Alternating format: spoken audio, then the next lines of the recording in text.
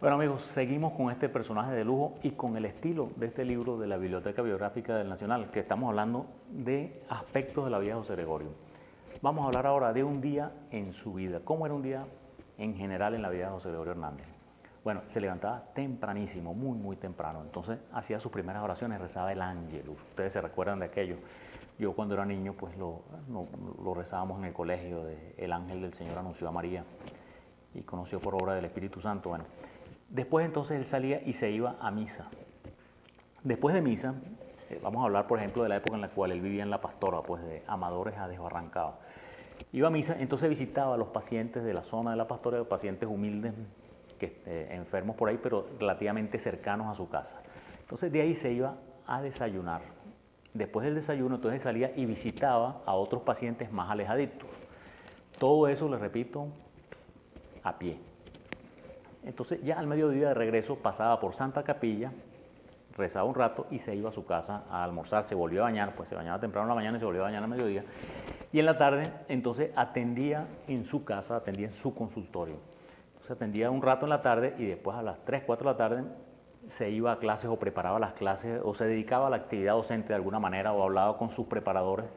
Él tuvo un preparador que fue muy famoso, Martín Vega, yo tuve oportunidad también de conocerlo, ya viejito Martín Vega, y hay un cuento, José Gregorio no salía de noche, en general él no hacía visitas de noche si no fuera enfermos graves, y una vez que Martín Vega se enfermó, José Gregorio pasó la noche con él, y entonces Martín Vega dice, yo pensé, me debo estar muriendo para que el doctor Hernández haya pasado la noche aquí conmigo, tenía creo que tuberculosis o tifo, no me recuerdo, pero total es que él después se dedicaba a la docencia.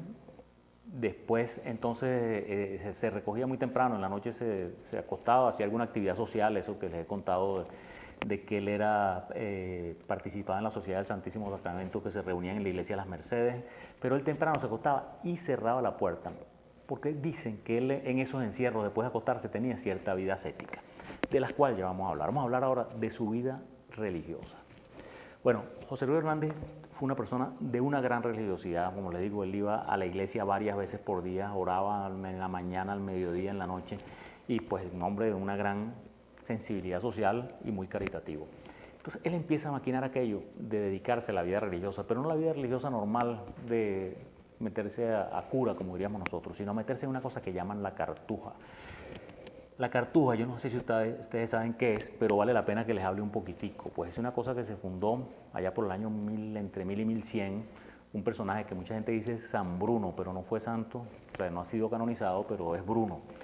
Y funda aquello por allá por Francia, que era una orden que era parecida a los ermitaños. Los ermitaños no eran orden porque eran hombres que se dedicaban a vivir solos. Este era un grupo de hombres que se dedicaban a vivir en un sitio asolado, apartado, en un peñasco, donde no existía ninguna comodidad, frío, etcétera, y se alejaban del mundo. O sea, ellos cortaban con el mundo y se retiraban allá. Entonces vivían en un par de celditas. O sea, cada uno tenía dos celdas. Uno tenía su camita y otro no tenía una cama, una mesa y una silla, un taburete para trabajar.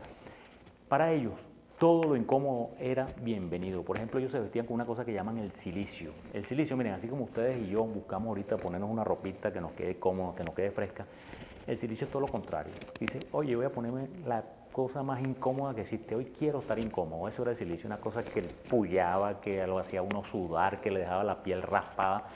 Ellos se vestían así para mortificarse.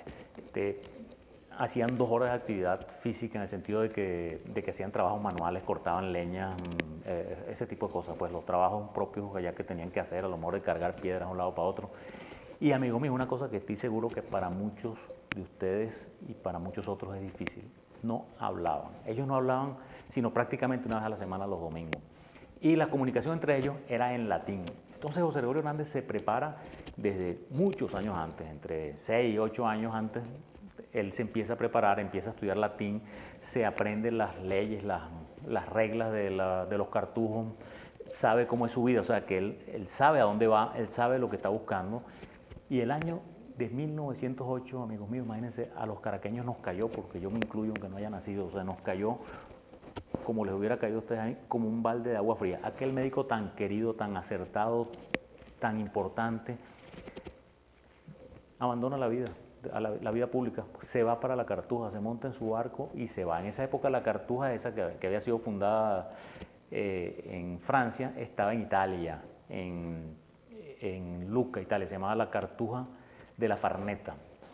Entonces él se va y él entra a La Cartuja porque tiene cartas de recomendación del arzobispo de Caracas, del arzobispo Monseñor Castro, y logra que lo acepten allá, ¿no? Entonces cuando lo aceptan, él lleva esa vida y les digo, la voy a leer lo que él dijo después, o sea, para él eso no fue nada, o sea, sí creo que para nosotros hubiera sido espantoso aquella vida porque dormían sin chimenea, sin fuego, o sea, imagínense dormir a 10 grados bajo cero, acostados ahí en un pedazo de tabla y sin nada para calentarse, o sea, pasaban el frío parejo, él pasa un invierno allá. Y él soporta todo eso. Lo que no soporta, porque estaba más allá de su fuerza, es el trabajo físico. Él tenía que cortar leña 2 horas diarias y bueno, él no tenía esa fortaleza física y al final su cuerpo no resiste tanto y él se tiene que venir. Entonces les voy a leer lo que él escribió. Él dijo: todo lo pude sobrellevar fácilmente, excepto el trabajo manual de 2 horas, que no me fue dado a cumplir por mi debilidad de fuerzas físicas. Y esto decidió mi venida. Total es que él pasa como 10 meses allá y se regresa. Pues, o sea, ya el superior de allá le dice, mira, esto no puedes, pues todo tu esfuerzo es encomiable, pero no puedes con la actividad física. Entonces él se regresa. Y hay una cosa interesantísima en esto, que José Luis Hernández era un hombre que se vestía hasta ese momento muy seriamente, ¿no? De oscuro, con las cosas más clásicas de la época.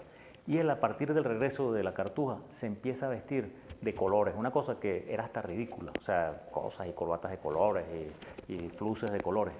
Entonces se dice que, así como usaban el cilicio, que era para atormentarse, que el prior allá le preguntó, mira, ¿qué es lo que a ti te desagrada más? Y él dijo, el ridículo. Pues bueno, entonces, pues bien, ahora cuando regreses, haz el ridículo, vístete de alguna manera ridícula.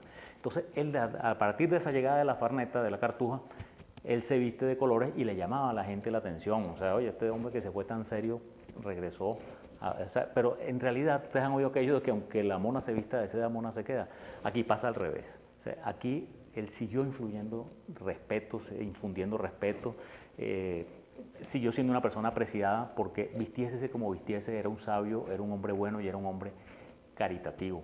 Pero fue una cosa muy curiosa. Pero cuando él regresa, él inmediatamente no vuelve a la vida seglar, él no vuelve inmediatamente a la vida profesional de médico, sino ingresa en el seminario de Caracas. Y en el seminario de Caracas es un seminarista sui generis, un seminarista demasiado particular, porque lo van a visitar los médicos, estudiantes, pacientes, todo el mundo. Entonces el arzobispo le dice, mira, tu vida es pública, o sea, tú lo mejor que puedes hacer bien a la gente es otra vez siguiendo tu vida de profesor, tu vida de profesional de médico y siguiendo ayudar a la gente. Así que él sale del seminario de Caracas y otra vez vuelve a esa vida profesional. Vamos a una última pausa y ya les termino con este extraordinario personaje, José Gregorio Hernández.